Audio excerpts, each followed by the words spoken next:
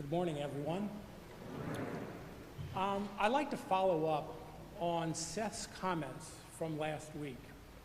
I was really appreciative of not only his thoughtfulness, but also the directness of his comments. So I'm going to try to put a little bit more meat on the bones as regards the transition that we're making in terms of budgeting and the implications that budgeting and stewardship have. And then if you'll bear with me, I have two personal observations I'd like to make at the end. Budgeting and stewardship are in a transition period of time for us.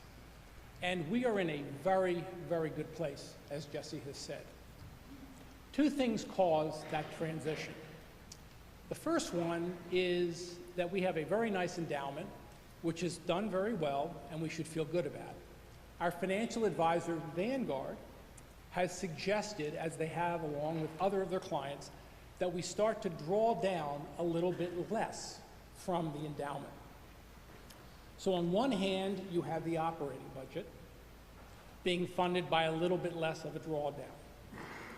The second aspect is what Jesse was talking about, is we're in the beginning stages of a facility and maintenance assessment program, which, when implemented, will allow us to take a look at this terrific facility and plan in more of a strategic way rather than on an ad hoc basis, which during my tenure here has really been the way that we have addressed issues.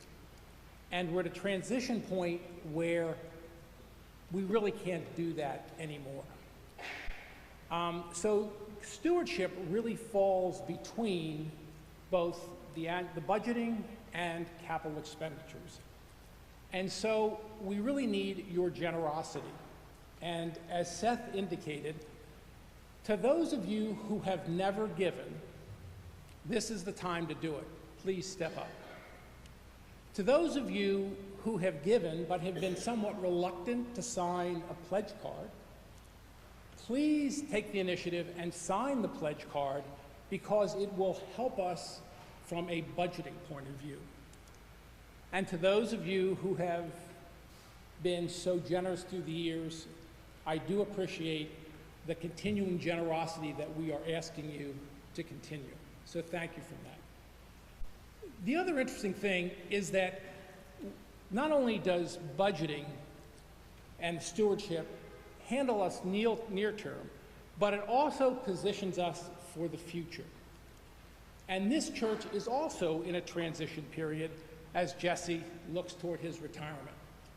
And I know that Jesse wants to leave his successor in the strongest possible position and with the brightest future that we are capable of providing that successor.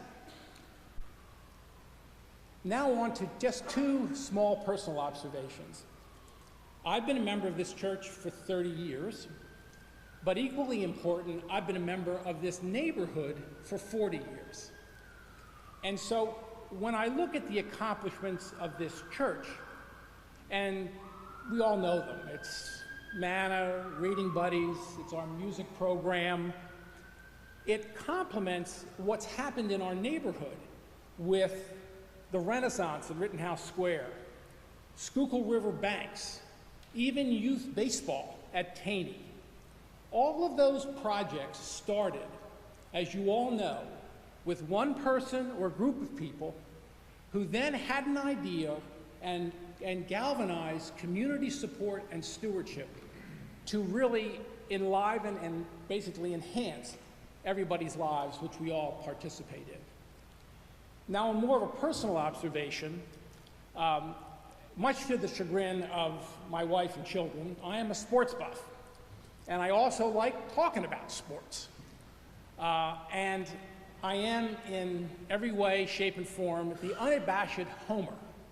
I am, as my children will tell you, I never cheer against another team.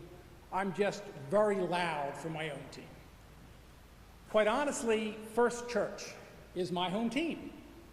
And we play in the major leagues. You as a congregation are major league. This building is major league. These guys back here, these guys are the real deal. But most importantly of all, this gentleman right to my right, you can't get a better or bigger time player coach.